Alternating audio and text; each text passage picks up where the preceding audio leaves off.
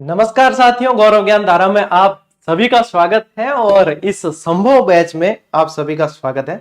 मुझे पता है आप लोगों ने इंतजार बड़ा किया है। मैं सिर्फ अभी की बात नहीं कर रहा हूं, आप लोगों ने इंतजार किया है 3 साल का, क्योंकि ये वैकेंसी जो है 3 साल के लमसम 3 साल हो गए, तकरीबन 2.5-3 साल के बाद आई है। और ये संभव बैच अब इसलिए अपन पढ़ रहे हैं क्योंकि रीट प्री की जो है वो घोषणा हो चुकी है। एग्जाम कब होगा ये तो बाद में आगे पता चलेगा, लेकिन रीट प्री की घोषणा हो चुकी है। अब जब भी एग्जाम होगा हम उसके लिए प्रिपेयर रहें और हम उसके लिए तैयार रहें, उसी तरीके से तैयारी करें। तो जीजीडी है तो मुमकिन है क्या, निशुल्क शिक्षा, और संभव है क्या वह असंभव चीज जो YouTube पर पूरे पूरे बैच नहीं होते हैं वो भी अब संभव होगा, क्योंकि अब अपन ने नाम ही क्या रखा है, संभव बैच। तो एक बार बताइए आप लोग मुझे देख पा रहे हो और सुन पा रहे हो? फिर इस धमाकेदार क्लास को शुरू करते हैं स्टार्ट से एंड तक। भाई बोर होने की तो कोई समस्या है ही नहीं। आप लोगों के पास में इतना बेहतरीन कंटेंट और इस तरीके से दिमाग में जाएगा कि आप लोग यदि मना करोगे कि नहीं ये याद नहीं होनी चाहिए, वो भी चीज याद हो जाएगी। इस क्लास के बाद आपको पता चल जाएगा। वैसे ये कोई डेमो क्लास नहीं है, क्योंकि ये रेगुलर क्लासेस है, इस पे ही आपकी क्लासेस लगनी है और इस पे ही लगेगी। आप लोगों ने जिस गर्मजोशी के साथ जो है इस क्लास को ज्वाइन किया उसके लिए बहुत बहुत धन्यवाद। और जिस क्लास को शुरू होने से पहले 3000 बच्चे लाइक कर चुके हो, तो वास्तव में आप लोगों को साधुवाद है कि आप लोगों ने इतना प्रेम दिया। अब बताइए, आवाज क्लियर है? Yes sir, everything is okay, that's good. चलिए अब मैं थोड़ा सा जो है इस बैच का परिचय करवा दूं आप लोगों को, और आप लोगों को यहां से कैसे पढ़ना है ये थोड़ी सी स्ट्रेटेजी में बता दूं कि अब अपने संभव कैसे होगी ये चीज, है ना। बाकी आप लोगों को चिंता ही नहीं करनी है, बाकी सारी चीज हमारी है। तो अब इसमें जो है अपन क्या पढ़ेंगे, अपन पढ़ेंगे एसएसटी। ठीक है, अपन क्या पढ़ने वाले हैं, एसएसटी, जो सबसे विस्तृत और भीमकाय सिलेबस है, लेकिन अपन करेंगे इसको बहुत बढ़िया तरीके से याद।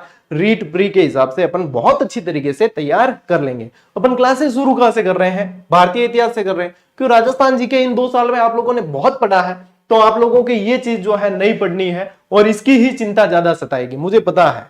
इसलिए पहले ये पढ़ेंगे, फिर अपन पढ़ेंगे विश्व वाला जो है भूगोल, फिर भारत वाला भूगोल। इस तरीके से राजस्थान का जो है अपने जीके जो भी है वो अपन रैपिड पढ़ेंगे और बहुत फास्ट तरीके से आगे बढ़ेंगे, लेकिन यहाँ पे बहुत डिटेल में पढ़ेंगे।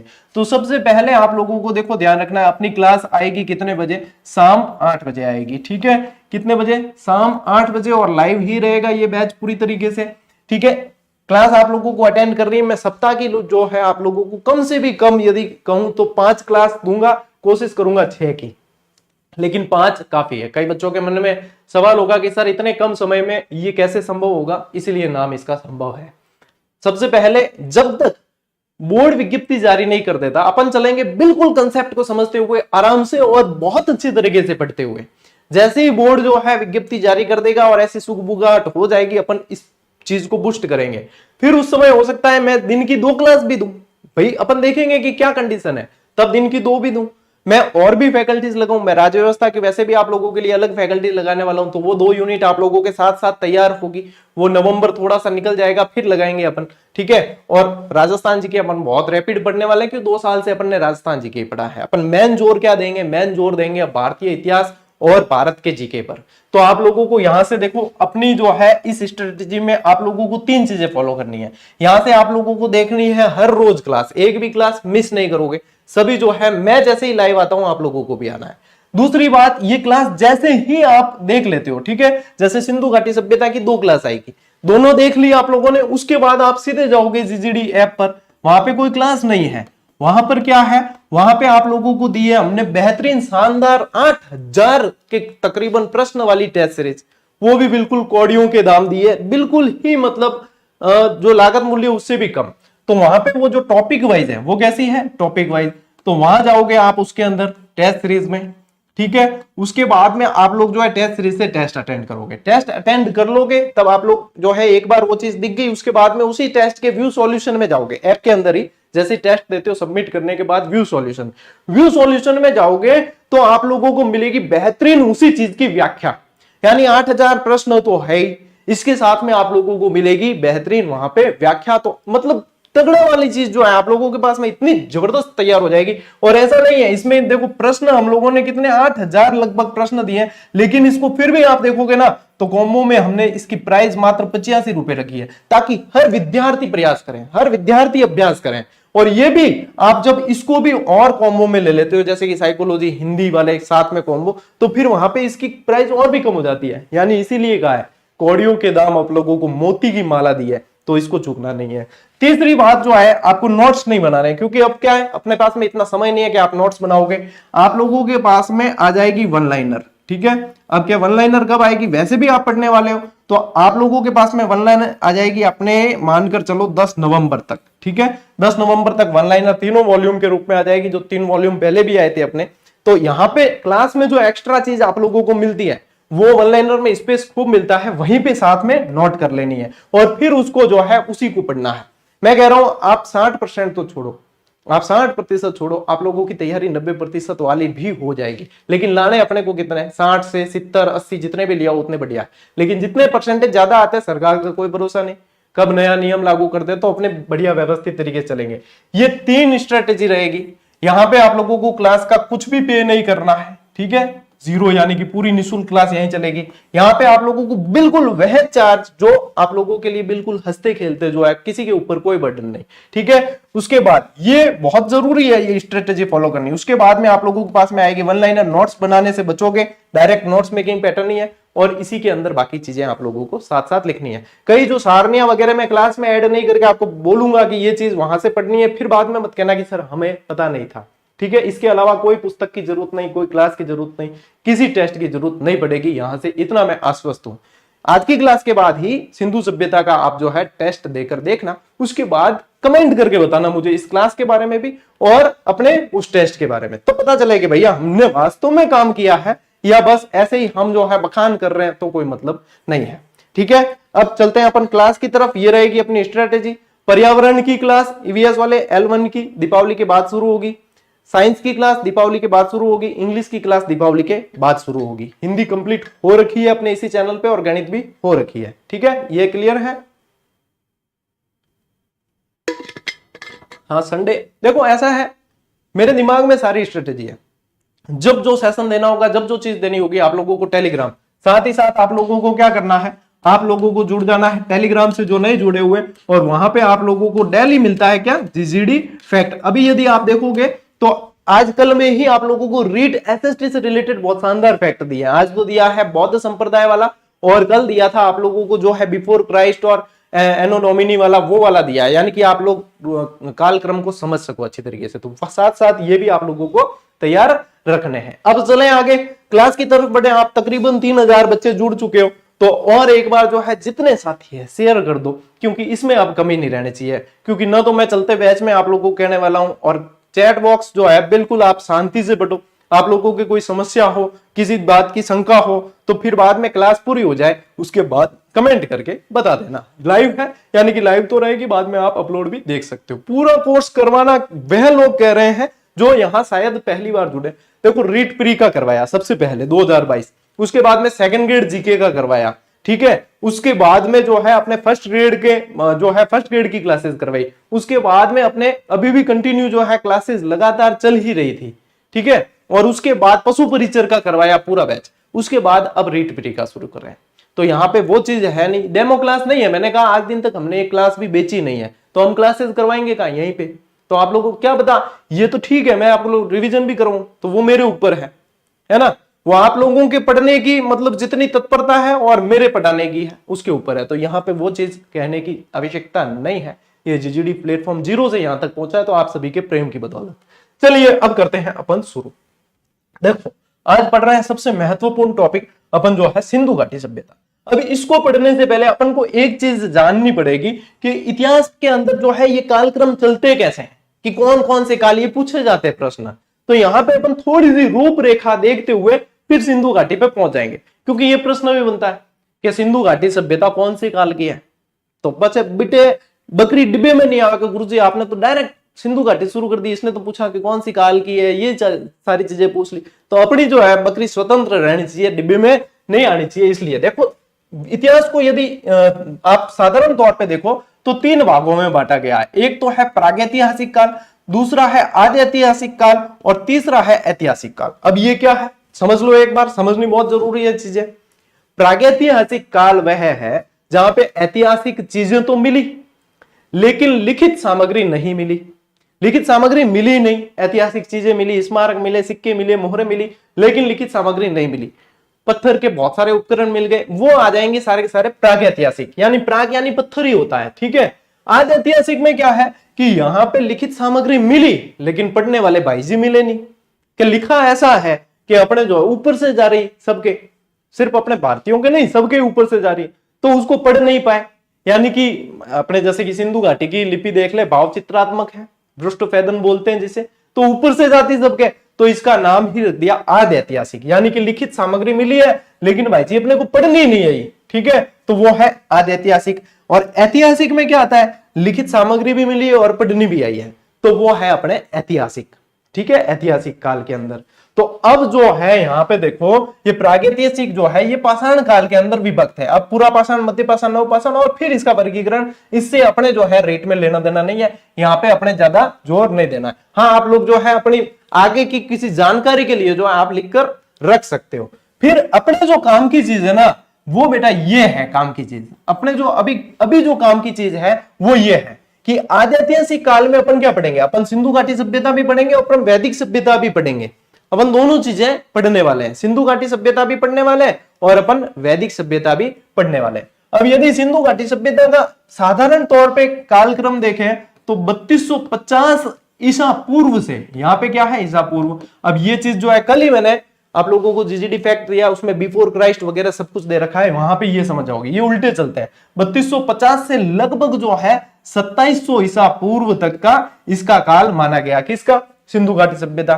फिर जो है यहाँ पे वैदिक सभ्यता जो है, इसको भी दो भागों में बांटा, ये प्रारंभिक वैदिक भी कह सकते हो आप और इसको कह सकते हो ऋग्वैदिक। क्या कह सकते हो, ऋग्वैदिक। और ये है उत्तर वैदिक, जिसमें अपने वेद वगैरह आते हैं ना, सारे चारों वेद वगैरह, पुराण है, उपनिषद है, ठीक है, ब्राह्मण ग्रंथ है वगैरह, ये सारी चीजें आएगी, अपने 16 संस्कार वगैरह, वो सब जो है अपन वैदिक काल में पढ़ेंगे। अब प्रारंभिक वैदिक जो है वो 1500 से 1000 ईसा पूर्व, फिर यहाँ पे उत्तर वैदिक 1000 से 600 ईसा पूर्व है। तो ये अपन जो है अभी 3-4 दिनों में इनको ही पढ़ेंगे। आज और कल में अपन सिंधु घाटी सभ्यता पढ़ेंगे और उसके बाद में अपन ये पढ़ने वाले हैं ऐतिहासिक काल। अब इसमें जो है अपने आ जाएगा प्राचीन भारत का इतिहास, मध्यकालीन और आधुनिक, आधुनिक में फिर अपने जो है आजादी तक, ठीक है, इस तरीके से चलता है इसका विभाजन।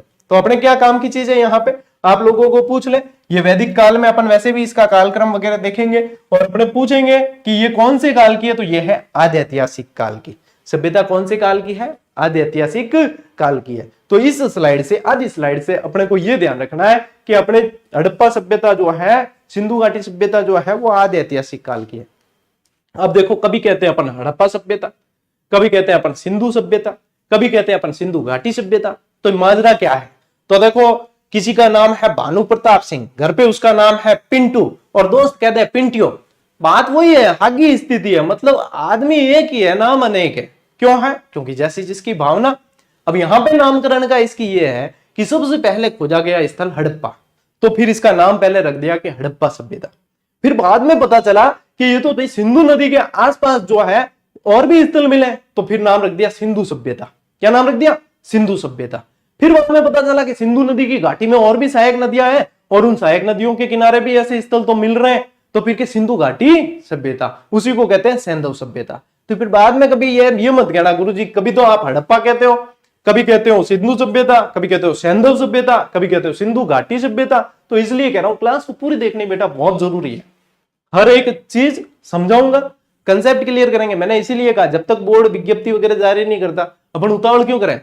अपन कोई 2-2.5 घंटे वाली क्लास, 3 घंटे वाली क्लास नहीं लेंगे, अपन लेंगे ज्यादा से ज्यादा 40 से 50 मिनट की क्लास। आज तो मैंने परिचय करवाया तो हो सकता है 1 घंटे की भी हो, लेकिन ऐसी क्लास जिसको आप रिवाइज भी कर सको, आपके पास में सेल्फ स्टडी का समय बचे, आप जो है बहुत अच्छी तरीके से प्रैक्टिस कर सको, सारी चीजें जो है ध्यान में रख के ही मैं पढ़ाऊंगा। ठीक है, तो आगे बात समझ। अब देखो ओ है अपने सिंधु सभ्यता के गुरुजी मिली की जगह, तो एक तो देखो भारत में पढ़ रहे हैं अपन, तो भारत में तो मिली है। आपने एक बीरो पाकिस्तान भी है पढ़े, पाकिस्तान में मिली है, और पाकिस्तान के ऊपर थोड़ा जाओ तो अफगान जलेबी अफगानिस्तान में भी मिली है। 3 देश ध्यान में रखने, 3 देशों के अंदर इसके स्थल है, ठीक है, 3 देशों के अंदर इसके स्थल है ही है, ये अपने को ध्यान में रखने। अफगानिस्तान में सबसे कम है। अब आपने जो है परंपरागत सवाल है कि विश्व के इतिहास का जनक, अपने जब भी क्लास शुरू होती है जरूर बताते हैं, इसको हिचकी आती होगी, पक्की बात है क्या चलो कोई तो है जो हर क्लास में अपने को याद करता है जब भी आगाज क्लास हो, शुरुआत की। ठीक है, विश्व के इतिहास का जनक हेरोडोटस और भारत के इतिहास का जनक वेद व्यास। तो कहीं ना कहीं वेद व्यास जी भी आशीर्वाद देते होंगे, भी जीतता रहे बेटा, ऐसी क्लास चलती रहे तेरी। ठीक है, कम से कम हमें याद तो कर रहा है और स्टूडेंट भी याद कर रहे हैं, चलो बढ़िया। कृष्ण द्वैपायन भी कहता महर्षि वेद व्यास जी ने। अब राजस्थान का बताने की जरूरत कौन, क्योंकि अब आज पढ़ रहे हैं सिंधु घाटी यानी भारतीय इतिहास।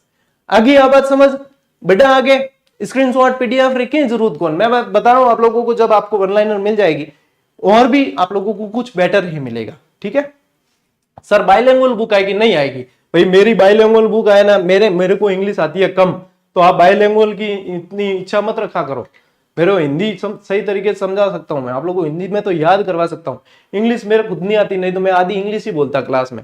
लेकिन ठीक है, मैं जैसा हूं वैसे ही मेरे ज्यादातर स्टूडेंट है, इनको भी कमी आती है, चल जाता है अपने घर घर में उंदरा में इनकी राजी, बाकी की करेगा काजी। ठीक है, देखो बेटा, जब मेहमान घर पे आए ना तब उनसे ये नहीं पूछा जाता कि आप वापस कब जाओगे।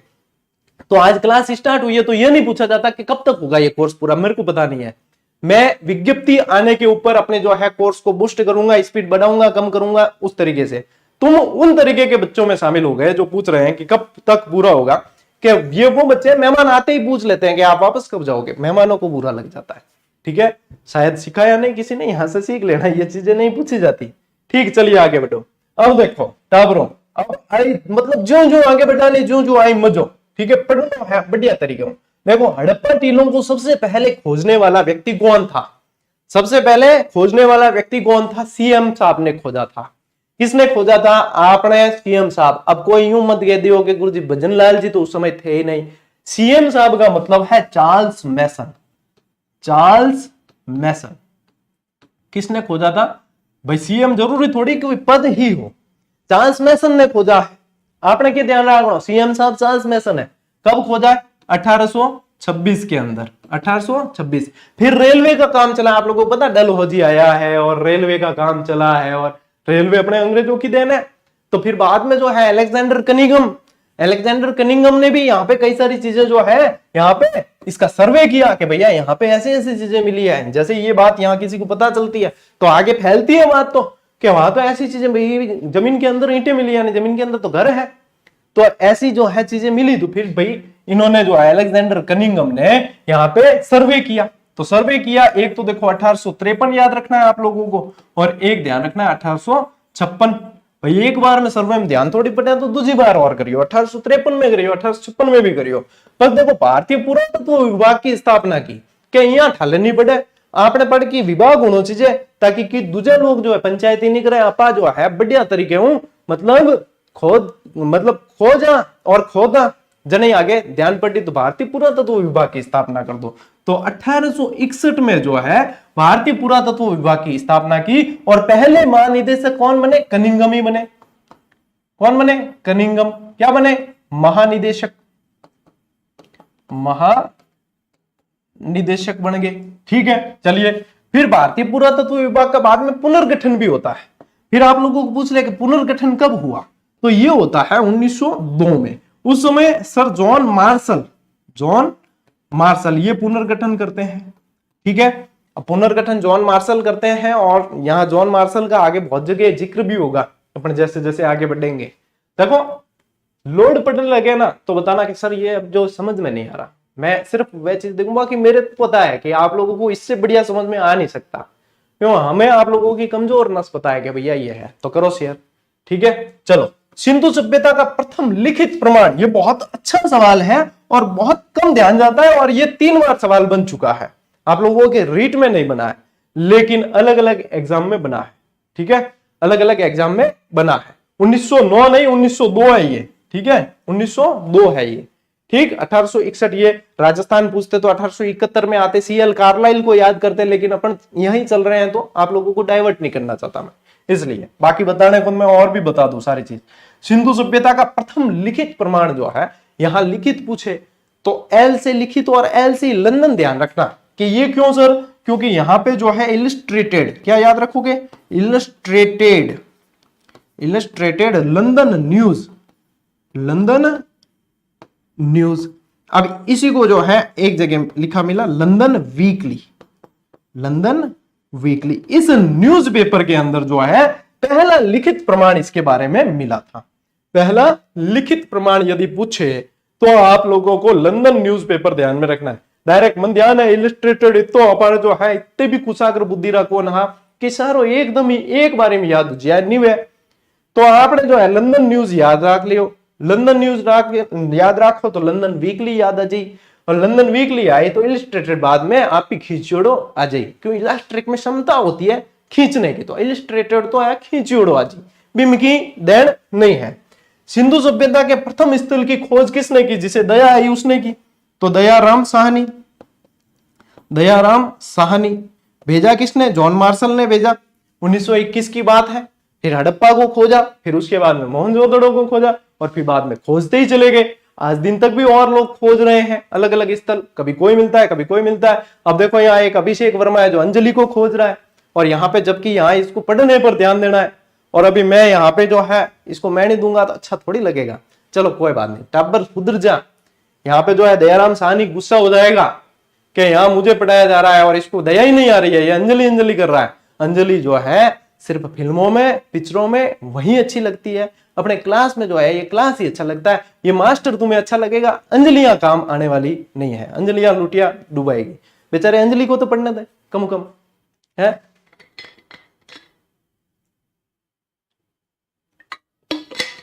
ये दयाराम साहनी जी की आत्मा गाली देगी तुम्हें वहां से, क्या इतनी शानदार तरीके से एक मास्टर मेहनत कर रहा है, ये अंजलि अंजलि कर रहा है, बताओ कैसे इसकी नैया पार लगेगी। पढ़ ली हो रहे हैं, पढ़ोगे तो तुम्हारी मनपसंद अंजलि तुम्हें मिलेगी, नहीं तो फिर अंजलि भर जल के लिए भी इधर उधर कहीं देखना पड़ेगा, ऐसी बातें हैं। ठीक है, चलो इतना समझ में आ गया। ठीक है, अब ये जो है अफगानिस्तान पाकिस्तान भारत में फैला हुआ है, ये चलो भी ऐसा होगा तो ये मैं नक्शा तुम्हारे लिए टेलीग्राम पे डाल दूंगा। ठीक है टाबरो, आगे बढ़ा। चलिए अब देखो बढ़ते हैं कि अपने जो है सिंधु घाटी सभ्यता फैली हुई कहां कहां तक है, कितनी फैली हुई है, ठीक है, कहां से कहां तक है, ये बहुत प्रश्न बनता है। सारी सारी चीजें और सारी सारी करनी अपने को याद। ठीक है, हाँ 1 मिनट का टाइम मिला यहां चैट करने के लिए। ठीक है, मैंने स्लो मोड पे डाल रखा है, उसमें 1 मिनट में हेलो अंजलि करके छोड़ दिया। अब वो 1 मिनट में पता नहीं अंजलि कितने कमेंट देखेगी उसके बाद, इसलिए कहता हूं यहां पे आप लोगों की डेटिंग फिक्स नहीं हो सकती, यहां पे आप लोगों की नौकरी फिक्स हो सकती है। तो बढ़िया ढंगू पढ़ लियो, ठीक है ना। चलो आगे बढ़ो। देखो सिंधु सभ्यता का आकार कैसा है, तो सिंधु सभ्यता का आकार ये पूछा जाने वाला प्रश्न है, त्रिभुजाकार है। कैसा आकार है, त्रिभुजाकार आकार है सिंधु सभ्यता का। अब कैसे है वो भी मैं नेक्स्ट स्लाइड में बताऊंगा आप लोगों को, ठीक है ना। हाँ अब देखो सिंधु सभ्यता का क्षेत्रफल यदि डायरेक्ट पूछ ले तो आप लगभग जो है 13 लाख भी कह सकते हो। क्या कह सकते हो, 13 लाख वर्ग किलोमीटर, ये भी कह सकते हो। लेकिन आपने तो क्या है बिल्कुल पॉइंट टू पॉइंट चलना रही आदत है, तो 12,99,600 12,99,600 किलोमीटर स्क्वायर, और ये आंकड़ा लगभग सभी किताबों में लिखा हुआ मिलता है। त्रिभुजाकार है, 12,99,600 किलोमीटर स्क्वायर, याद रखने में, ठीक है 12,99,600। ठीक है, चलिए अब देखो उत्तर से दक्षिण तक इसका विस्तार जो है वो 1400 किलोमीटर है। कैसे है, पहले इधर आ जाओ, इधर बता देते हैं। देखो उत्तर से दक्षिण जो इसका विस्तार है वो 1400 किलोमीटर, और पूर्व से पश्चिम कह दो चाहे पश्चिम से पूर्व कह दो, ये 1600 किलोमीटर है। अब सबसे ऊपर इसके जो है, सबसे ऊपर भारत के अंदर सबसे उत्तरी स्थल इसका है मांडा, जम्मू कश्मीर के अंदर। कहां है, मांडा, हिंदी में भी लिख दो मांडा। सबसे दक्षिणी जो है वो दयमाबाद है। कौन सा है, दयमाबाद। अब दयमाबाद कहां है, महाराष्ट्र के अंदर। तो देखो सबसे ऊपर तो है माँ, यहां क्या लिखा, माँ। अब इसके ऊपर भी जो है अपने सोर्तगोई और वो है अफगानिस्तान वाले। यदि पूछे उत्तरतम तो अपने सोर्तगोई मुंडिका की करोगे जो अपने अफगानिस्तान के स्थल है। लेकिन अपने भारत में देखो तो जम्मू कश्मीर, चिनाब नदी के किनारे मांडा, यानी कि ऊपर माँ, सबसे ऊपर दर्जा माँ का, उसके बाद में दाइमा का। दाइमा कहते हैं दाइमा भाई, अपने पहले जो है था अपने ये जैसे कि पन्ना धाय वगैरह दाइमा होती थी, ऐसे दाइमा कह सकते हैं अपन। ठीक है, अब इसको जो अपन पढ़ते हैं दही पढ़ते हैं, दही पढ़ते हैं, क्या पढ़ते हैं, 2 मात्रा लगी हुई दही पढ़ते हैं। तो अपने क्या जो है सबसे ऊपर दर्जा किसका है, माँ का, और सबसे उसके बाद में जो है दाइमा का। तो ऊपर माँ नीचे दाइमा, तो दायमाबाद याद रख लेना, महाराष्ट्र के अंदर, ठीक है, महाराष्ट्र के अंदर। पश्चिम में जाओ तो पश्चिम में, यहाँ पे पश्चिम में अपने कहाँ है, पश्चिम में क्या है, पाकिस्तान, तो पाकिस्तान के अपना सुसु निकाल देते हैं। तो है भाई हमारे फौजी ऐसे हैं, तो वहां के क्या ध्यान रखोगे आप कि सूतका गैंडोर, क्या ध्यान रखोगे, सूतका गैंडोर।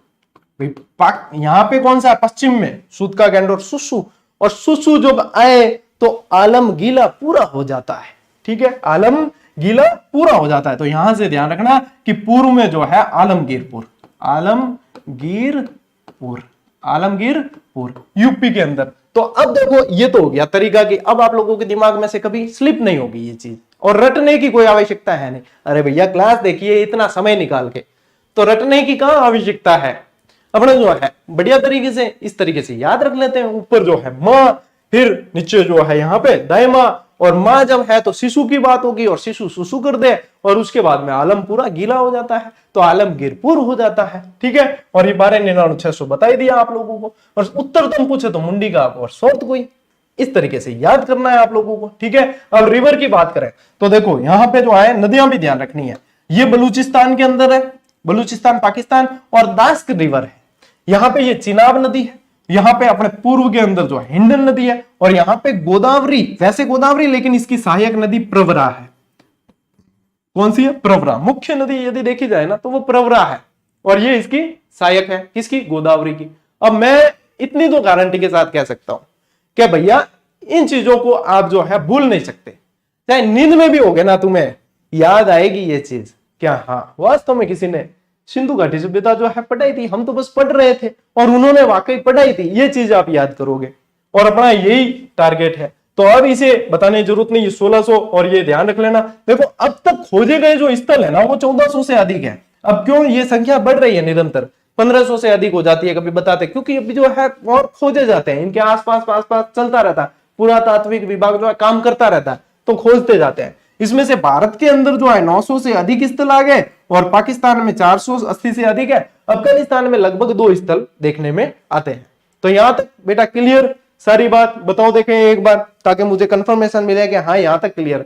मतलब ये जो 2 स्लाइडें पढ़ी, एक तो ये पढ़ी, ठीक है, एक ये पढ़ी, पहले ये चीज याद कर ली, इसके बाद में ये पढ़ी, उसके बाद में आपने पढ़ी है तीसरी ये स्लाइड। अभी तो क्लास आधी भी नहीं हुई है, तो यहां तक क्लियर है। बुक आएगी बेटा 10 नवंबर तक, 10 नवंबर तक वन लाइनर, इससे भी शानदार जैसे आप देख रहे हो ना चीज, तो सिर्फ भी बढ़िया, मतलब पढ़ने लायक देंगे आप लोगों को।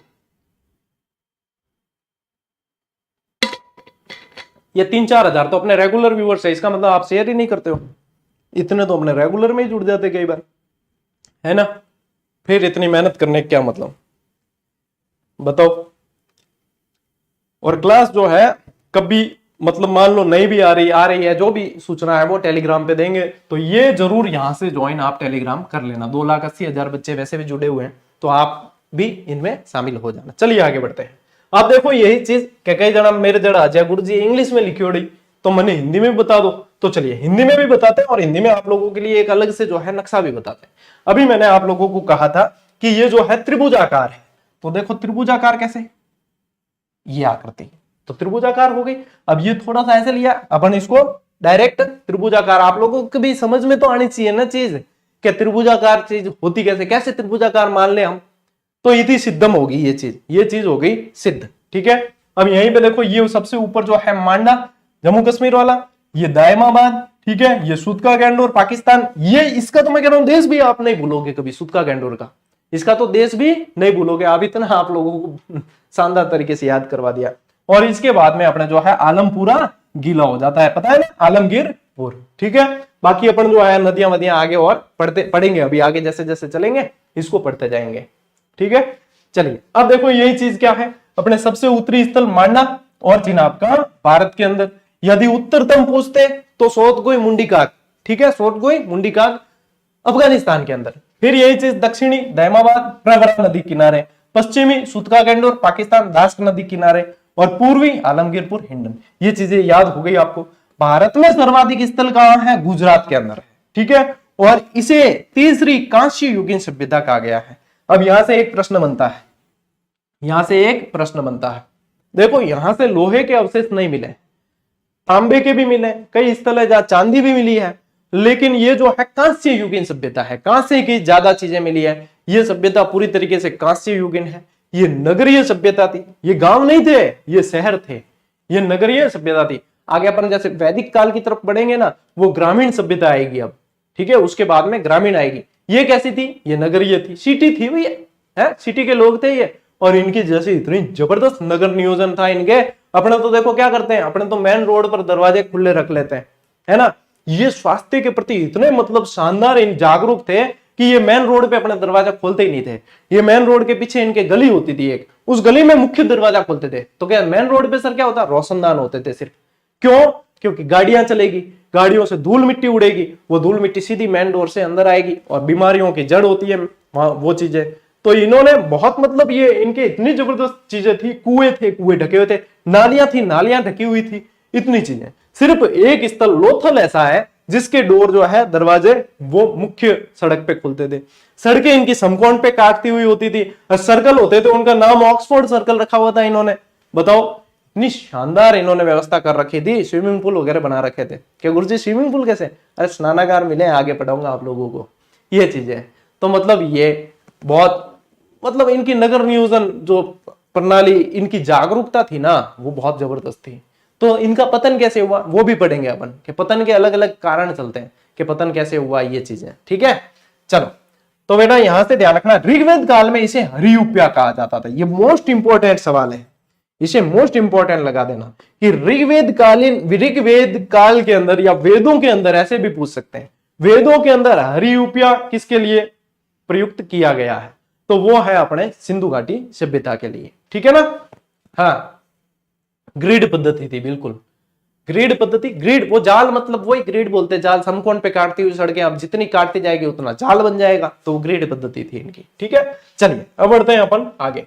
अब देखो ये और इंपॉर्टेंट स्लाइड आ गई, सिंधु सभ्यता के बड़े नगर कि बड़े नगर कैसे है। अब देखो इसमें भी क्या होता है कि जैसे जैसे खुदाई चलती रहती है ना, डेटा चेंज होते हैं, डेटा चेंज होता है। पहले मोहनजोदड़ो जो है बड़े नगर के अंदर आता था सबसे बड़े, लेकिन फिर राखीगढ़ी का जो है क्षेत्रफल बढ़ता चला गया, तो अब जो है राखीगढ़ी पहले नंबर पे आता है, ठीक है ना। तो आप लोगों को देखो डेली क्लास देखनी है, ऐसे नहीं कि आप हमें धोखे में रख दो। रखा मोहे धोखागढ़ी में, रखा मोहे धोखागढ़ी में, ये क्या है? बड़े नगरों को याद रखना है इस तरीके से। कि कैसे याद रखें सर? तो देखो सबसे पहले जो है राखीगढ़ी, सबसे पहले राखी गढ़ी, डी लिख दो चाहे, ठीक है। फिर देखो मोहे, यानी कि मोहनजोदड़ो। वैसे इतना समय है नहीं कि आप मूवी वगैरह देखो, लेकिन देखना चाहो तो मोहनजोदड़ो मूवी देखना, उसमें मोहनजोदड़ो और आमरी, इन चीजों को और सिंधु घाटी सभ्यता को बहुत बढ़िया तरीके से उसमें दर्शाया गया है। उसमें एक मगरमच्छ को मारते हुए बताया गया है। तो इस समय ये जो है ना, समुद्र के देवता के रूप में अगर किसी जानवर की पूजा करते थे तो वो घड़ियाल की करते थे। बहुत सारी चीजें आप लोगों को सीखने को मिलेगी। भाई मैं नहीं कहता कि ऐतिहासिक पृष्ठभूमि में बनी हुई सारी पिक्चरें बिल्कुल एक्यूरेट बैठती है, लेकिन मोहनजोदड़ो के अंदर आपको काफी चीजें जो है सीखने को मिलेगी। आप लोग सीखोगे कि वस्तु विनिमय से जो है व्यापार होता था, ये एक व्यापारिक सभ्यता थी। वो चीजें जो है विजुअली बहुत अच्छी तरीके से समझ में आ जाती है, तो ये ध्यान में रखना, ठीक है। रखा मोहे, हाँ से क्या लोगे? हड़प्पा, हाँ से क्या लोगे? हड़प्पा। फिर आया अपने धोलावीरा, क्या आया? धोलावीरा, धोलावीरा। फिर यहां से कालीबंगा, कालीबंगा, और यहां से गनेड़ीवाल, गनेड़ीवाल। ये किस लिए? ताकि आप क्रम भूलो नहीं। ये किस लिए? रखा मोहे धोखागढ़ी बिल्कुल आसान है, और इसमें क्या होगा, क्रम आप भूलोगे नहीं कि हाँ सर ये तो अब हमें क्रम से याद हो गई। तो इसी चीज को यहां वापस समझो एक बार कि देखो राखीगढ़ी का क्षेत्रफल जो है 530 हेक्टेयर है। अब जैसे जैसे खुदाई होती है ना, बढ़ता रहता है, ठीक है। मोहनजोदड़ो का लगभग 300 हेक्टेयर, हड़प्पा का 150 हेक्टेयर, ये धोलावीरा और कालीबंगा दो जो है 100 हेक्टेयर, और गनेड़ीवाल जो है 81.50। अब मुझे पता है 50 बोलना जाता है, अपन आम बोलचाल में ये बोला कि 81.50, ठीक है, हेक्टेयर, हेक्टेयर के अंदर। तो यहाँ पूछते हैं 5 पूछते हैं, 6 तो नहीं पूछते, कि 5 बड़े नगर जो है कौन से हैं, ये पूछ ले। तो आप लोग जो है रखा मोहे धोखागढ़ी, ये आप लोगों को ध्यान में रखना है। टाबरों, इतनी बात क्लियर है? नहीं, इतनी बात क्लियर है? बिल्कुल जल्दी याद होता है इतनी शानदार तरीके से। और मैं वो ट्रिक दूंगा ही नहीं जिसको आपको रटनी पड़े, आप लोगों को मतलब क्लास देखते देखते ही चीजें याद हो जाएगी। इस क्लास के बाद मैं आप लोगों को ये गारंटी दे सकता हूं, इस क्लास में जितना पढ़ा, इस क्लास को देखते देखते ही आपको 80% याद हो जाएगा। और पेपर जो है बाहर जाने वाला है नहीं, जो मैंने आप लोगों को बताया ये क्लास, इसके बाद में टेस्ट सीरीज और वन लाइनर, 3 बेस रहेगा। भूल जाओ कि आपका सवाल जो है बाहर जा सकता है, और यदि बाहर गया फिर भी तो सबके लिए बाहर है, ठीक है, किसी के लिए भी ऐसा नहीं है कि बाहर नहीं है, ठीक है ना।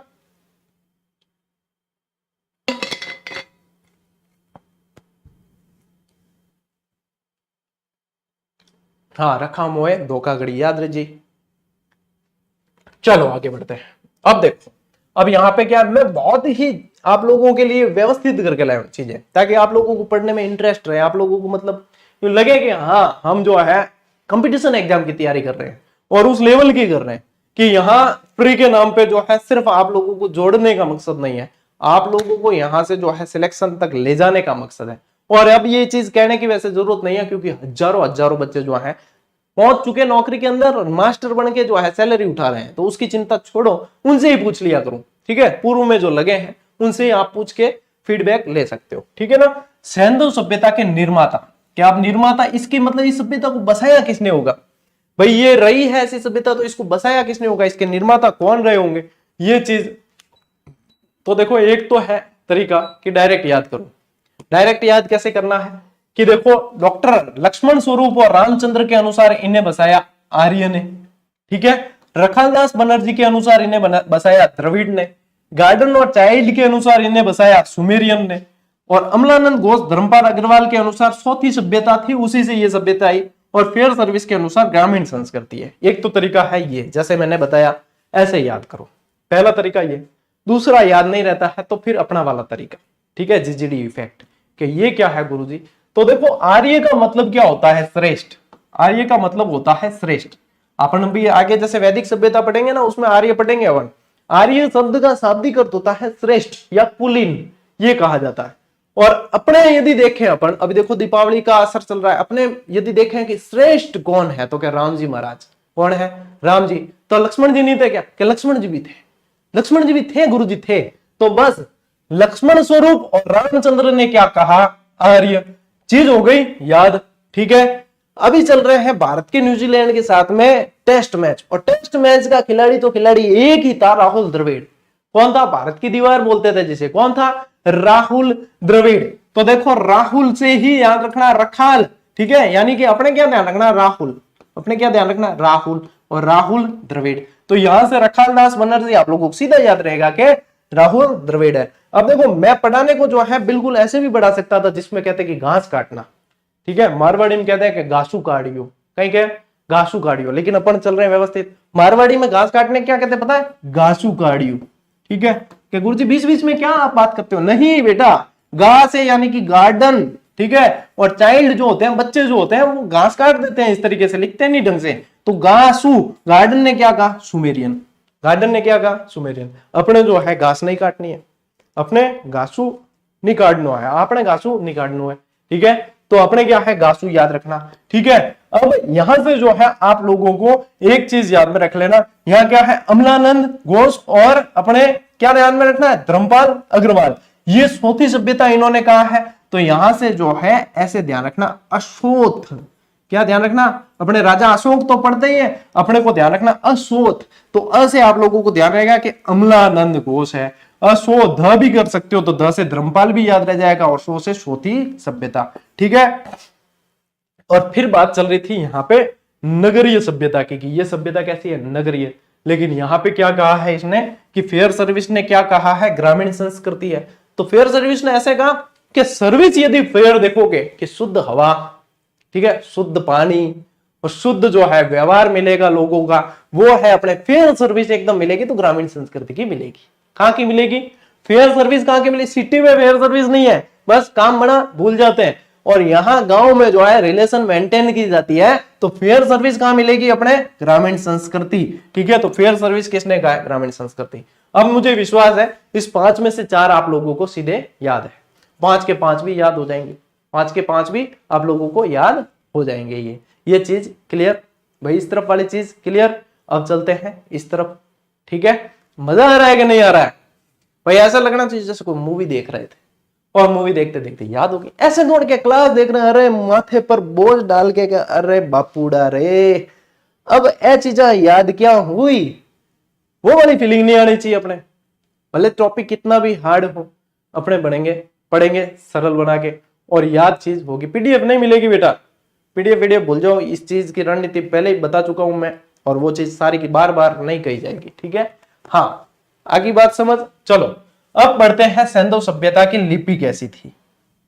सिंधु सभ्यता की लिपि कैसी थी, इस तरफ पढ़ते हैं। देखो, इसको कहते हैं भाव चित्रात्मक लिपि, जिसको पिक्टोग्राफिक भी कहा जा सकता है। यहाँ पे सैंपल देख सकते हो, वैसे सैंपल देख के भी अपन कोई तीर इतना मार नहीं पाएंगे, इसलिए सिर्फ याद रख लेना कि भाव चित्रात्मक, ठीक है, जिसको पिक्टोग्राफ भी कह सकते हैं। अब इसे जो है ये किस विधि में लिखी जाती है ये पूछे तो इसे ब्रुष्टोफेदन विधि भी कहा जाता है। क्या कहा जाता है? ब्रुष्टोफेदन विधि भी कहा जाता है। ये स्पेशल जो है, पहले इसे दाईं से बाईं ओर लिखते हैं। अब अपन कैसे लिखते हैं, ये बायां है, अपन अभी कैसे लिखते हैं, अपन लिखते हैं इस तरीके से, ऐसे लिख रहे हैं। जबकि इसको कैसे लिखते हैं, दाईं से बाईं ओर, यानी पहली लाइन इस तरफ से लिखी जाएगी, फिर वापस जो है फिर बाईं से दाईं ओर, फिर ऐसे लिखी जाएगी, फिर ऐसे लिखी जाएगी, फिर ऐसे। इस तरीके से जो है ये ब्रुष्टोफेदन विधि या भाव चित्रात्मक लिपि काम करती थी। भाव चित्रात्मक लिपि, पिक्टोग्राफिक जिसको कह देते हैं, वो इस तरीके से काम करती थी, ठीक है ना। एक जनो कह रहे हो गुरुजी क्लास रुक रही है, नहीं रुक रही बेटा। आप लोगों को मोबाइल की कई बार समस्या होती है ना, आप वो भी हमें कहते हो, खुद के मोबाइल की नेटवर्क की समस्या। हमारे यहाँ तो 200 MBPS का जो है वाईफाई लगा हुआ है, वो भी लैन कनेक्शन, रुकने का कोई सवाल ही नहीं, हमारे ग्रीन सिग्नल सामने मिल रहा है। तो बेटा आपने घर की समस्या वह नहीं घर सॉल्व हो जाए, है ना, वो जो है मतलब बीच गांव में सॉल्व नहीं हो सकती, इसलिए थोड़ा सा अपने लेवल पे देख लिया करो।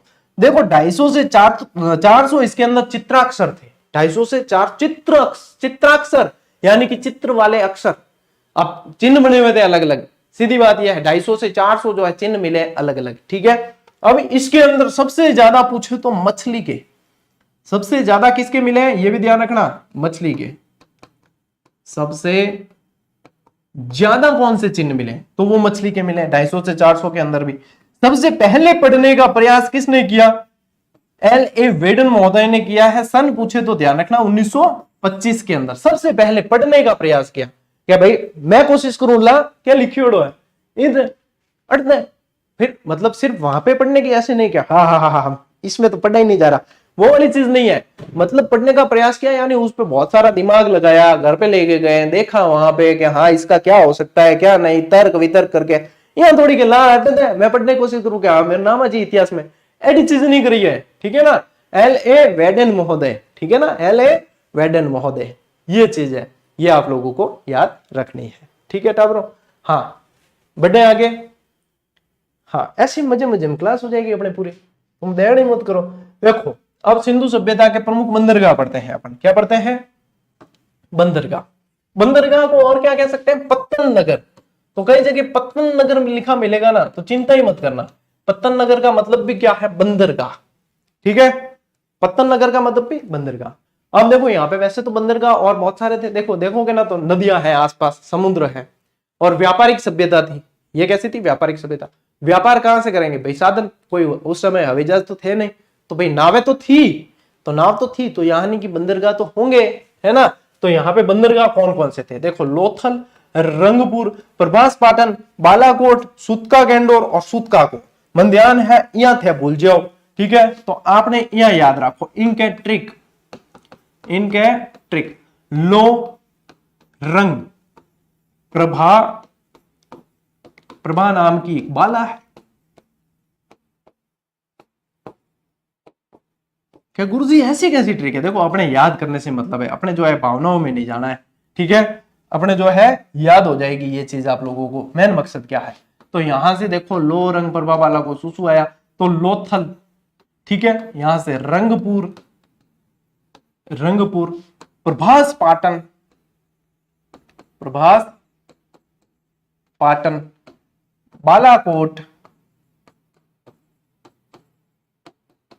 बालाकोट, ठीक है। अब यहां से एक तो है सूतका गेंडोर और एक है सूतका को, ठीक है। इस तरीके से आप लोगों को सिंधु सभ्यता के प्रमुख जो है बंदरगाह याद हो जाएंगे, सारे के सारे याद। चलो आगे बढ़ो। अब यहाँ पे सिंधु सभ्यता से मिली स्केल, ये सारे प्रश्न पूछने वाले हैं। सिंधु घाटी सभ्यता के सारे एक एक प्रश्न पूछने वाला है, एक एक प्रश्न पूछा जाता है, पूछा गया है, पूछा जाएगा, ठीक है ना। हाँ,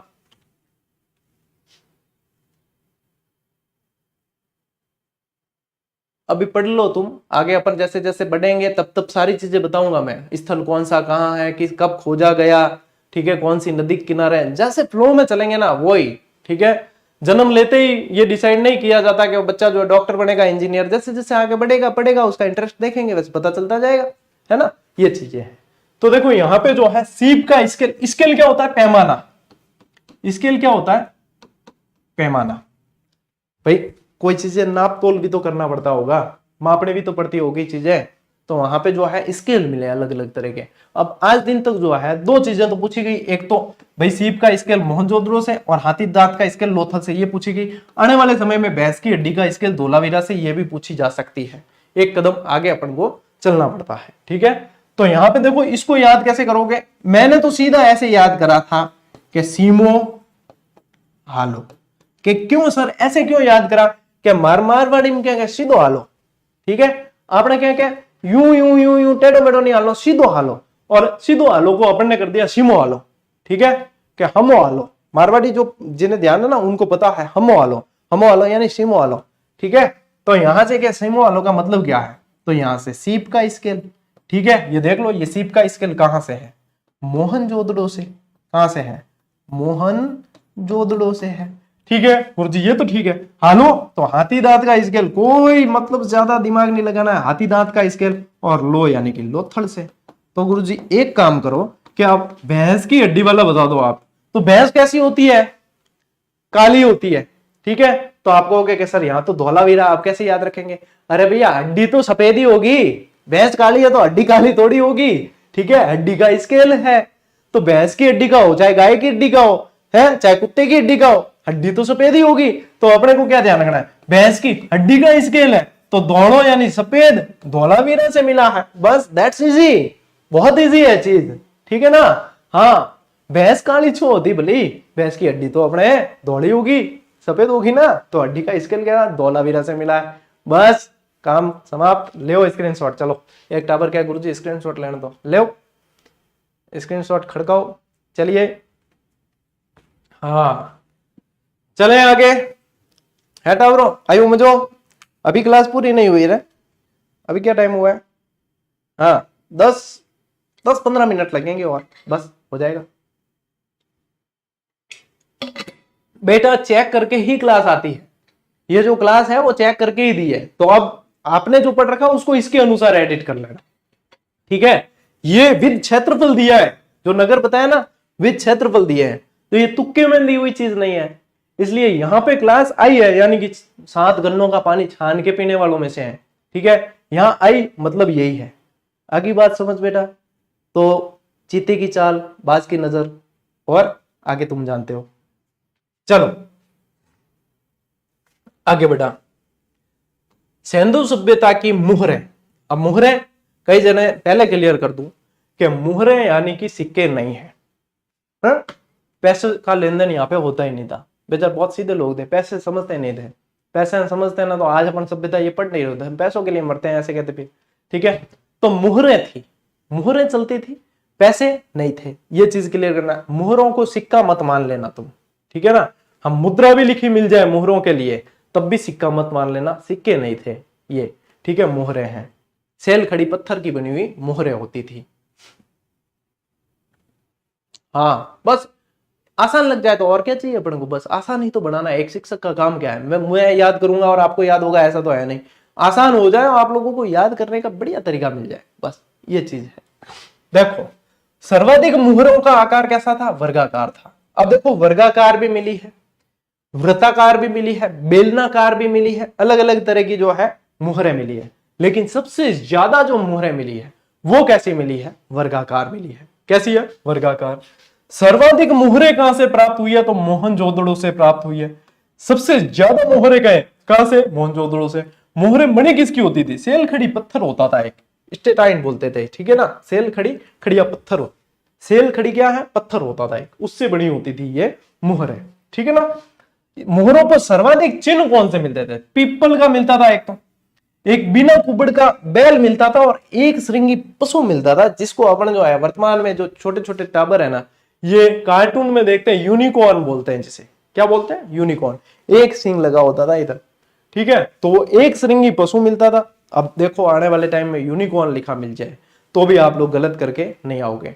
तो एक श्रृंगी पशु मिलता था, बैल मिलता कुबड़ वाला, ठीक है, और पीपल सबसे ज्यादा। पीपल इसलिए कि पीपल इस समय का पवित्र वृक्ष माना जाता था, ठीक है ना, पवित्र वृक्ष माना जाता था। हे टावर के असर बुक ना लेके यहां से लिखू तो भाई मर्जी तेरी है, मैंने जो सही सलाह थी वो दे दी, ठीक है। इनके बाद में मर्जी अपनी है, आएगी किताब जब देख लेना। आपने कोई अनिवार्य कोई भी चीज नहीं है, मैं तो कहूँ क्लास भी लेनी अनिवार्य नहीं है ना। तो जो स्ट्रेटेजी मेरी है वो मैंने बताई कि भैया ये स्ट्रेटेजी अपने पास में समय है कम, उसके अनुसार इस तरीके से बढ़ेंगे। बाकी आपके निर्णय आप लोगों को लेने, मैं आप लोगों के निर्णय नहीं ले। हाँ, मैं प्रयास कर सकता हूं कि भाई हमने ये प्रयास किया है, आपको इसके अनुसार पढ़ना चाहिए। शुड होता है ना शब्द इंग्लिश के अंदर, यानी कि चाहिए के लिए प्रयुक्त होता है। तो यू शुड लर्न, ठीक है, किस तरीके से वो हम बता सकते कि इस तरीके से। अब हम ये नहीं कह सकते नहीं भाई तेरे को ऐसे ही पढ़ना, तो वो डिसीजन आप लोगों के हैं, वो बार बार हमें जो है आप नहीं पूछे, ठीक है ना। चलो, तांबे की मुहरें मिली है कहां से? अभी तांबे की भी मुहरें मिली है, कहां से मिली है? लोथल और देसलपुर। अब ये क्यों इंपॉर्टेंट हो जाता है प्रश्न? क्योंकि बाकी जगह कहां से कैसी मिली है? सेलखड़ी की मिली है। बाकी जगह कैसी मिली है? सेलखड़ी की मिली है। इसलिए तांबे की मुहरें पूछे तो आप लोग क्या करोगे? फिर अपने लोथल और देसलपुर ध्यान में रख रहे हैं। बस इतनी टाइम यहां से जो है इतनी चीज ध्यान में रखनी है। अभी नहीं आई है बेटा, बुक आएगी 10 नवंबर तक आएगी, अभी तो अपडेट हो रही है, मैं खुद अपडेट कर रहा हूं ना, तो मुझे पता है अभी अपडेट हो रही है। जब आएगी तो बता देंगे, टेलीग्राम पे भी बताएंगे, गाजे बाजे के साथ क्लास में भी बताएंगे, वीडियो बता के यूट्यूब पे बताएंगे। और वैसे भी जीजीडी की कोई पुस्तक आए वैसे भी तुम्हें पता चल ही जाता है, तो आ जाएगी। पीडीएफ कौन मिले यार बेटा, बार बार जिद करने वो नहीं वे, ठीक है। हाँ, इतनी अच्छी तरीके से बताने के बाद भी यदि तुम कंफ्यूज होते हो और तुम्हें पूछना पड़ता है तो यानी कि तुम अधीर हो, यानी कि तुम अधीर हो। तुम्हें अंदर अभी धैर्य आएगा धीरे धीरे, जैसे जैसे पढ़ोगे, जैसे जैसे आगे बढ़ोगे। हाँ गुरुजी अब धैर्य आएगा, हम पूछना नहीं पड़े पाछो। ले सिंधु सभ्यता और धर्म। कभी ये पूछ ले कि सिंधु सभ्यता ने हमें क्या दिया, एक शब्द में बताओ। इंटरव्यू का सवाल है, इंटरव्यू का सवाल है, आरएस इंटरव्यू में पूछ ले, कहीं भी पूछ ले जब इंटरव्यू में कि सिंधु सभ्यता ने हमें क्या दिया, तो कहोगे धर्म। क्या दिया? धर्म। क्योंकि यहां से स्वास्थ्य के चिन्ह मिले, यहां से जो है पूजा पद्धति मिली है, यहां से बहुत सारी चीजें धर्म से रिलेटेड मिली है। तो इनका धर्म कैसा था? इनका था मात्र सत्तात्मक। देखो समाज तो था मात्र सत्तात्मक, पूजा करते थे ये मात्र देवी की। समुद्र की भी देवी जिनका नाम सिकोत्री माता माना जाता था, लोथल के अंदर सिकोत्री देवी कहा जाता था, उनकी भी ये पूजा करते थे। पितृ सत्तात्मक समाज ये नहीं था, मात्र सत्तात्मक समाज था, मात्र देवी की ये करते थे पूजा। मार्शल ने इनको क्या नाम दिया? पृथ्वी देवी नाम दिया। क्या नाम दिया? पृथ्वी देवी। एक तो मतलब हड़प्पा से तो एक जो है मृण मूर्ति भी मिली है, जिसके जो है गर्भ से, उदर से, यानी कि गर्भ से जो है पौधा निकल रहा है, गर्भ से पौधा निकल रहा है, ठीक है ना। अरे भाई कोई पढ़ाए हुए, मैं पढ़ा रही हूं ना, मैं कह दियो कि और चीज यूं है भाई, अब तेरे नहीं मानो तो मैं क्या कर सका, ठीक है। जब यहां पे जो है भाई तुम जिसका नाम ले रहे हो ना वो पैसे लेकर पढ़ाते हैं, सीधी बात तो ये है, और हम जो है पैसा लेकर पढ़ाते नहीं, तो इसलिए तुम उदाहरण थोड़े से ढंग के दे दिया करो, ठीक है। फिर बाद में तुम्हारे ऊपर यहां से एक्शन लिया जाता है, आप फिर भाई ऐसा वैसा मुंह करोगे, हमारे यहाँ सीधा सा हिसाब है, इसलिए पढ़ लो। यहां मैं कह रहा हूं 17 घंटों का पानी छान कर लाया जाता है। अब तेरे वो मान लो, तू वो मान ले भाई, कट दक है कि दक नहीं है, ठीक है। मार्शल ने पृथ्वी देवी नाम दिया। अब यहां पे मैं क्या कह रहा था, देखो मुझे बुला देते हैं आगे में मंदबुद्धि। तो यहां पे मतलब हड़प्पा से तो जो है एक मृण मूर्ति भी मिली है, जिसके अंदर गर्भ से निकलता हुआ पौधा बताया गया, उर्वरता देवी भी उसे कहा गया है, यानी कि मात्र सत्तात्मक पूजा जाता था, ठीक है ना। योगी पशुपति नाथ की मूर्ति मिली है यहां से, ठीक है, यानी कि पशुपति नाथ यानी कि शिव, मुद्रा पर मिली है वो भी, ठीक है, मुद्रा पर अंकित शिव प्रतिमा, यानी कि क्या है? शिव जी की प्रतिमा ये मिली है। मंदिर के अवशेष नहीं मिले, इतनी पूजा अर्चना करते थे, लेकिन एक चीज है कि मंदिर के अवशेष यहां से नहीं मिले हैं। ये चीज आप लोगों को ध्यान में रखनी होती है कि मंदिर के अवशेष बेटा नहीं मिले हैं, ठीक है। स्वास्तिक के चिन्ह मिले हैं भैया, यदि अपन पिक्टोग्राफिक लिपि के अंदर देखें वहां पे भी मिले हैं, ठीक है, चक्र मिला है, सूर्य पूजा के प्रमाण मिले, तो ये इनका धर्म जो है इससे रिलेटेड आप लोगों को ये चीजें ध्यान रखनी। पवित्र पेड़ इनका कौन सा माना जाता था? पीपल। पवित्र पक्षी कौन सा माना जाता था? बतख। और पवित्र पशु कौन सा माना जाता था? वृषभ, यानी कि बैल। भाई अपने नंदी महाराज कह सकते हैं, अपन क्या कह सकते हैं? नंदी महाराज। तो ये चीजें जो है धर्म से रिलेटेड, ये आगे आपके मुहरों से रिलेटेड। तो अब आप लोग चाहो तो स्क्रीनशॉट ले सकते हो। टाबर यानी कि हम जाने पेड कोर्स के अंदर सर वहां ये बताया, अरे उन्होंने बताया होगा उनको पेड कोर्स में 4000 10,000 बच्चे पढ़ाने, हमारे यहाँ फ्री में जो है लाखों बच्चे पढ़ते हैं। तो आप लोग कम से कम तुलना करने से पहले ये देख लिया करो कि जिसका कह रहे हो उन्होंने क्या किया और इन सर ने क्या किया है। मैं किसी शिक्षक की किसी संस्था की बुराई करता ही नहीं हूं, लेकिन कम से कम तुलना करो ना, तो उसका कुछ आधार होना चाहिए कि ये आधार है सर। भाई यहाँ पे 2000 क्लासें आप लोगों को फ्री दी है, एक क्लास हमने आज तक नहीं बेची, बताओ। फिर सर फलानी ने ये बताया, फलानी ने बताया, तो फलानी के पास पढ़ो, फिर यहाँ पे क्यों क्या लेने आए? भाई हम तो ऐसे ही है, हमारे बच्चों के साथ में हम गलत चीज थोड़ी बताएंगे। हमारे बच्चे यहाँ से हजारों की संख्या में सिलेक्ट होते हैं, वो भी फ्री पढ़ के। वो कौन पढ़ते हैं? जिनके पास में पेड कोर्स लेने के पैसे जो है वो नहीं होते हैं, ठीक है। और वो हमारे लिए बहुत ज्यादा मायने रखते हैं वो बच्चे। अब थे मतलब 10-10 पेड कोर्स लेने पर बाद में आते परखने आओ, कोई, मैं तो कह रहा हूं कोई आवश्यकता ही नहीं। यहाँ वही विद्यार्थी बने जिन्हें श्योर सिलेक्शन लेना है। और बाकी मुझे पता है कि पेड कोर्स से पढ़ के भी बच्चे यहाँ से क्लास जरूर लेंगे, लीजिए आप, लेकिन अनुशासन के साथ में पढ़े, है ना। अनुशासन सबसे प्रिय है विद्यार्थियों के लिए। एक ही चीज जो है बार बार नहीं समझाई जा सकती, ठीक है। ले आओ, देखो सैंधव सभ्यता की बड़ी संरचना है और वो भी क्रम से। अब इसमें भी कई बच्चे कंफ्यूज रहते हैं, नहीं गुरुजी ये वहां ये लिख रखा है, ये वहां लिख रखा है। तो ऐसी जब कंफ्यूजनिंग चीज आती है ना, तो हम खुद उस पर शोध करते हैं। और शोध मतलब एक लेवल नहीं, ऑथेंटिक पुस्तकें सारी की सारी रखते हैं हमारे पास। ऑथेंटिक पुस्तकों में से देखते हैं, इसके अलावा जो है पुरातत्व विभाग की साइट से देखते हैं कि इसमें ये चीज क्या है, ये क्यों है और कैसे है, तब जाके वो चीज जो है यहाँ पे स्लाइड पे आ पाती है। तो यहाँ पे जो है चीज आ गई, तो यानी कि वो कहीं ना कहीं ठोक बजा के आई है। और यदि गलती रह भी जाए तो मैं खुद जो है उसको संशोधन करवाता हूं। तो यहाँ पे इन चीजों में भी बहुत कंफ्यूजन रहता है, इसलिए हम जो है मैंने साइज भी लाई है यहाँ कि एक बार प्रश्न बना था कि क्रम से बताओ कि सिंधु सभ्यता के अंदर की बड़ी संरचनाएं कौन सी है। तो नंबर 1 पे आती है लोथल का गोदीबाड़ा। गोदीबाड़ा यानी कि डॉकयार्ड, यानी कि बंदरगाह। ये जो देख पा रहे हो ना आप, यही है गोदीबाड़ा। यही क्या है? गोदीबाड़ा। देखो बंदरगाह है, नावें रुकी हुई पास में और पूरा बंदरगाह बना हुआ है। 2 नंबर पे आता है हड़प्पा का अन्नागार। क्या आता है? हड़प्पा का अन्नागार। 3 नंबर पर आता है अपने मोहनजोदड़ो का अन्नागार।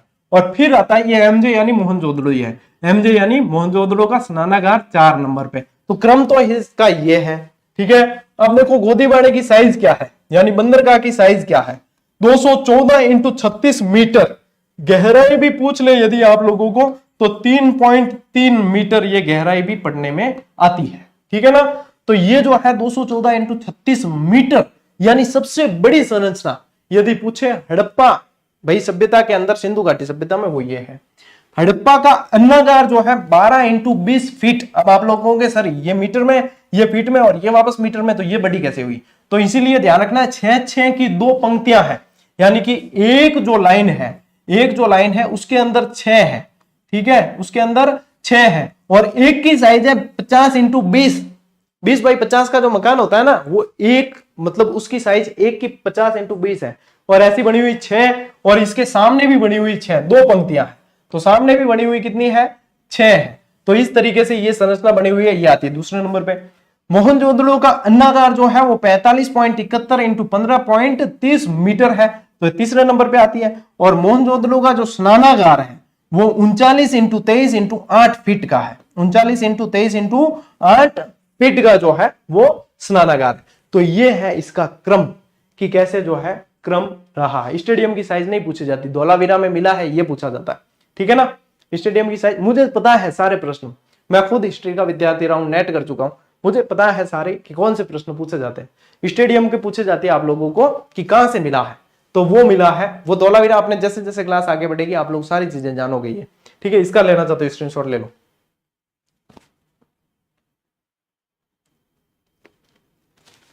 चलो अब बढ़ते हैं आगे। देखो सैंधव सभ्यता और आर्थिक जीवन यानी जीवन यापन वगैरह कैसे करते थे, क्या आधार था इनका। तो आर्थिक जीवन में देखो तो व्यापार, कृषि और फिर पशुपालन। ठीक है, अब वैदिक सभ्यता में जाएंगे ना अपन तो पशुपालन तो आएगा ही आएगा भाई। वैदिक सभ्यता में कृषि और पशुपालन मुख्य आधार है, लेकिन यहाँ पे व्यापारिक सभ्यता थी, ये तो व्यापार करते थे ये। ठीक है, और वो भी आप लोग मतलब कल्पना करो, ये हीरे पन्ना तो नहीं मिला है यहाँ से, लेकिन बहुमूल्य पत्थर वो जो बहुत ज्यादा व्यापार करते थे इसका। ठीक है, व्यापार वस्तु विनिमय से होता था, पैसे नहीं चलते थे, इसलिए कहा है सिक्के नहीं, लेकिन वस्तु विनिमय होता था भाई, सामान आदान प्रदान करके व्यापार करते। सिक्के नहीं मिले हैं, हल नहीं मिला, लेकिन हल की रेखाएं मिली है, लेकिन मिट्टी का हल मिला है।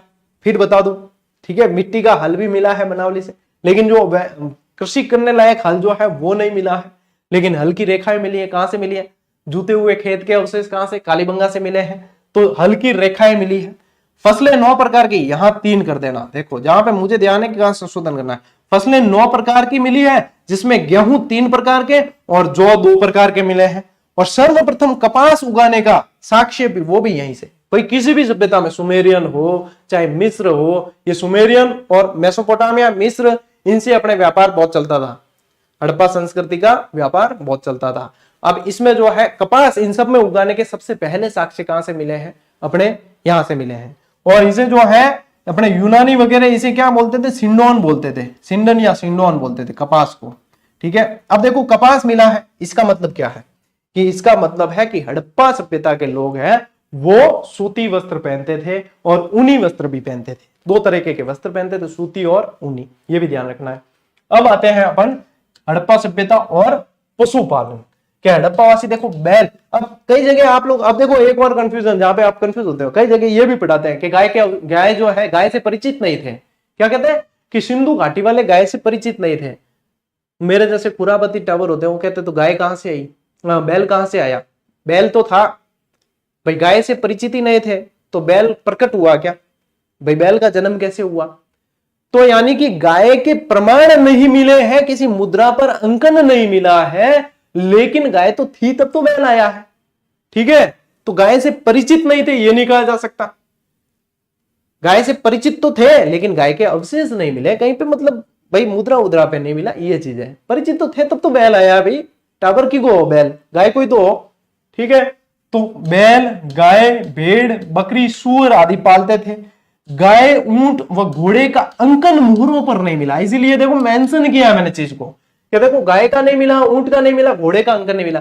कई जगह कहते थे कि घोड़े से परिचित नहीं थे, अरे इनका अंकन नहीं मिला है। यदि आप राणा गुंडई वगैरह देखोगे तो घोड़े के अवशेष मिले हैं, वहां से अवशेष मिले। अब अपन घोड़े से परिचित ही नहीं, अरे घोड़ा, उसी को फिर कहने की इच्छा होती है, अरे घोड़े से परिचित तो थे, मतलब अंकन नहीं मिला है भाई, वहां कहीं अंकन किया होगा वो चीज नहीं मिली है। ठीक है, तो अब देखो इसीलिए मैंने कहा घोड़े के अवशेष कहां से मिले हैं, तो देखो अस्थि पंजर मिला है सूरकोटड़ा से। टेराकोटा यानी कि मूर्ति जो है मृण मूर्ति मिली है लोथल और मोहनजोदड़ो से। और घोड़े के दांत के अवशेष मिले राणा गुंडई यानी बलूचिस्तान के अंदर राणा गुंडई है क्षेत्र, वहां से मिले हैं।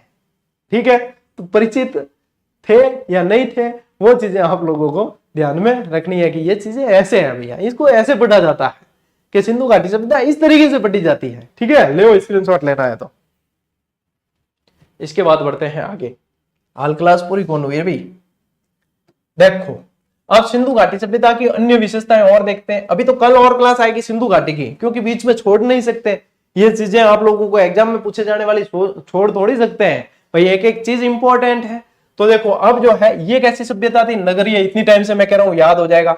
नगर नियोजन के ऊपर मैं बात कर चुका हूं। जल निकासी बहुत शानदार तरीके से होती थी। क्या होता था जल निकासी के लिए, मतलब ईंटों की ढकी हुई नालियां होती थी, मतलब कच्ची ईंटें भी, कई जगह कच्ची ईंटों की मिली है, कई जगह पक्की ईंटों की भी मिली है, लकड़ी की भी नालियां मिली है। और वो नालियां जो है सारी की सारी जो है खड्डे के अंदर जल ले जाती थी पूरी तरीके से, और फिर जो है वो भी ढका हुआ होता था। इतनी जल निकासी की शानदार व्यवस्था होती थी इनकी। सड़क देखो, प्रमुख जो सड़क होती थी उसे प्रथम सड़क कहा जाता था, और मुख्य जो चौराहा होता था उसे ऑक्सफोर्ड सर्किल के नाम से जानते थे। सड़कें कच्ची मिट्टी की होती थी ज्यादातर। अब कच्ची मिट्टी की होती थी यानी कि मिट्टी उड़ती थी, इसी कारण जो है इनके दरवाजे मुख्य सड़क पर नहीं खुल के पीछे की ओर गली में खुलते थे मुख्य दरवाजे। ठीक है ना। सड़कें समकोण पर काटती थी, ऐसे देखो ऐसे है सड़कें जो है ऐसे समकोण पर। अब जैसे काटती जाएगी आगे काटती जाएगी ऐसे काटती जाएगी, ठीक है, तो फिर क्या हो जाएगा, ये क्या बन गया, ग्रिड बन गया। ये क्या बन गया, इसको बोलते हैं ग्रिड, जाल बन गया, ठीक है। तो कभी पूछ ले कौन सी पद्धति पर बनी हुई थी, तो ग्रिड पद्धति पर बनी हुई थी।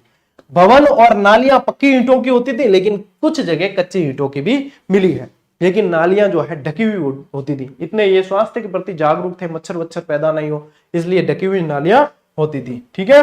फिर देखो ये ढकी हुई तो बता दिया। कालीबंगा और रंगपुर, यहाँ पे जो है कच्ची ईंटों के अवशेष मिले हैं, इसीलिए मैंने कहा कि कई जगह जो है कच्ची ईंटों के भी मिले हैं। कालीबंगा और रंगपुर में प्राक हड़प्पा कालीन स्थल भी इन्हें कहा जा सकता है। सर्वाधिक अलंकृत ईंटें कहां से मिली, तो वो मिली है कालीबंगा से। सर्वाधिक अलंकृत ईंटें अलंकृत की हुई थी। और सबसे बड़ा इनके अंदर व्यापारी वर्ग कौन सा होता था, शिल्पियों का होता था। शिल्पी और एक और ध्यान रखना, कुम्हार। शिल्पी और कुम्हारों का बहुत ज्यादा महत्व था सिंधु घाटी सभ्यता के अंदर, शिल्पियों का भी और कुम्हारों का भी, ठीक है। मेसोपोटामिया के अंदर सिंधु सभ्यता को क्या कहा जाता था, मेलुहा कहा जाता था। तो देखो ऋग्वैदिक में पूछे तो हरियूपिया सबसे पहले पढ़ा था अपन ने, मेसोपोटामिया में पूछे तो मेलुहा, कपास का नाम आए तो सिंडोन। इस तरीके से नाम याद भी रखने हैं आप लोगों को कि हाँ गुरुजी ये चीज ऐसे है। चलो ले लो स्क्रीनशॉट। अब ये जो ये अवशेष मिले ना, ये नर्तकी वगैरह ये सब ये जो है अपन पढ़ेंगे कल। अब जो मैंने आप लोगों को कहा, अब इसके बाद आप लोग जो है सिंधु घाटी का अब अटेंड करोगे आप टेस्ट जीजीडी ऐप पर। और ये तो दे रखा है एसएसटी का कॉम्बो, ठीक है। अलग अलग लेना चाहो तो ये है, वैसे कॉम्बो लोगे तो ज्यादा बेटर है। और इससे भी बेटर पड़ेगा एसएसटी के साथ हिंदी या साइकोलॉजी या हिंदी या इंग्लिश का कॉम्बो, जो भी आप लोगों की लैंग्वेज है वो देख लेना। इसके बाद अटेंड करोगे, ये पढ़ने के बाद आप लोग जो है इसके बाद या फिर कल वाली क्लास भी पढ़ लो, उसके बाद अटेंड करोगे ये टेस्ट, इसमें से सिंधु घाटी सभ्यता का वो सबमिट करोगे, उसका व्यू सॉल्यूशन उसकी व्याख्या वगैरह सब पढ़ के फिर आप लोग कमेंट करके बताओगे कि उसके अंदर कितनी मेहनत है। इस क्लास की तो आप देख चुके हो, ये लाइव चैट में तो देखो जितना कमेंट करोगे ठीक है, कमेंट करना क्लास पूरी होने के बाद, तब पता चलेगा। और शेयर कर देना, लाइक कर देना, ये चीज कहने की आवश्यकता नहीं पड़नी चाहिए। उसके बाद उस टेस्ट सीरीज का आप दोगे फीडबैक, क्या हाँ गुरुजी ये कैसी है, तब पता चलेगा। क्योंकि वो चीज इतनी मेहनत में कह रहा हूं, 8000 प्रश्न यानी देना बहुत आप लोगों के लिए एक तरीके से बड़ी बात है, वो भी इस मामूली शुल्क के अंदर। इसलिए कह रहा हूं सभी को ज्वाइन कर लेनी है, ठीक है। कॉम्बो देख लेना आप लोगों के लिए, एक कॉम्बो ये कमिंग सून वाला अब आ चुका है, ठीक है। हिंदी के टेस्ट जो है 8-10 जुड़ गए, बाकी जुड़ जाएंगे।